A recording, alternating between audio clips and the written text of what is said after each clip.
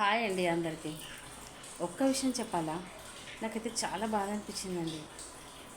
ఈ రోజుల్లో ఎక్కడ చూసినా అన్ని కల్తీ కల్తీ కల్తీ.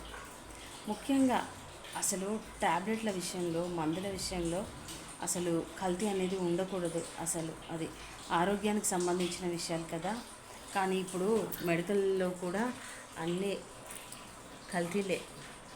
నిజంగా అసలు ఎంత బాధపడాల్సిన విషయం ఇదైతే కదా. నాకైతే అసలు 2 డేస్ నుంచి హెడేక్ ఫుల్ అస్సలు బాగాలేదనమాట. సో ట్యాబ్లెట్ తెచ్చేసుకున్నా, ఎన్ని వేసుకున్నా అసలు ఏమీ పని చేయట్లేదు. అసలు ఇంతకుముందు అలా ఉండేది కదా, ఒక ట్యాబ్లెట్ వేసుకుంటే ఇలా తగ్గిపోయేది. ఇప్పుడు అట్లా కదా, ఎన్ని వేసుకున్నా తగ్గట్లేదు. అంటే దీన్ని బట్టి నాకు అర్థమైంది, కల్తీ అనేది అన్నిట్లలో ఉంది, మందులలో కూడా ఉంది.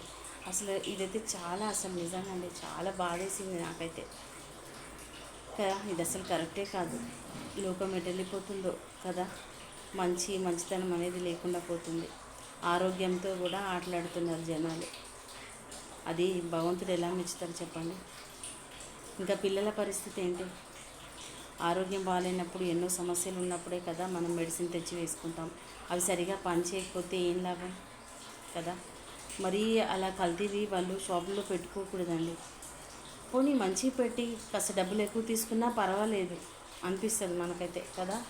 ₹1 ఎక్కువ తీసుకున్నా పర్లేదు, మంచివి ఇవ్వచ్చు కదా. ఆరోగ్యంతో ఏంది ఆటలాడుతున్నారు. నిజంగా దేవుడా, ఎటు వెళ్ళిపోతుందో లోకం.